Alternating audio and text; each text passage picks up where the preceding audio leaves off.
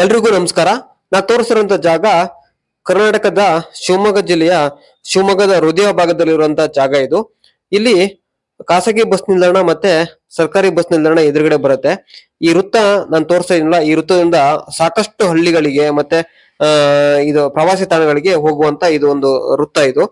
ಇಲ್ಲಿ ಬೋರ್ಡ್ ಗಳು ನೋಡ್ತಾ ಇದೀರಾ, ಇಲ್ಲಿ ಏನೇನು ಕೂಡ ಗೊತ್ತಾಗಲ್ಲ ಇನ್ಫಾರ್ಮೇಶನ್. ಇಲ್ಲಿ ಬೋರ್ಡ್ ಗಳಲ್ಲಿ ಈಗ ಹೊರಗಡೆಯಿಂದ ಬಂದವರಂತವ್ರಿಗೆ ಇಲ್ಲಿ ಯಾವ ಕಡೆ ಹೋಗ್ಬೇಕು ಏನು ಅಂತಾನು ಕೂಡ ಗೊತ್ತಾಗಲ್ಲ. ಇದು ಶಿವಮೊಗ್ಗ ಸ್ಮಾರ್ಟ್ ಸಿಟಿ. ಈಗ ಏನು ನಮ್ಮ ಅಭಿವೃದ್ಧಿ ಹರಿಕಾರರು ಈ ರಾಘವೇಂದ್ರ ಅವರು ಇಲ್ಲಿ ಅಭಿವೃದ್ಧಿಯನ್ನ ಮಾಡಿ ಒಂದು ಸ್ಮಾರ್ಟ್ ಸಿಟಿ ಆಗಿ ಮಾಡಿ, ಈ ಸ್ಮಾರ್ಟ್ ಸಿಟಿ ಅಂತ ಹೇಳ್ಕೊಳ್ಳೋಕೆ ತುಂಬಾ ಹೆಮ್ಮೆ ಇದೆ. ಆದ್ರೆ ಇಲ್ಲಿ ಹೃದಯ ಭಾಗದಲ್ಲಿರುವಂತ ಒಂದು ಈ ಬೋರ್ಡ್ ಈ ಇಡೀ ಈ ವ್ಯವಸ್ಥೆಗೆ ಒಂದು ಕಪ್ಪು ಚುಕ್ಕೆ ಆಗಿದೆ. ಇದು ಹೆಚ್ಚು ಕಮ್ಮಿ ಅಧಿಕಾರಿಗಳ ತಪ್ಪು ಅಂತ ಅನ್ಸತ್ತೆ.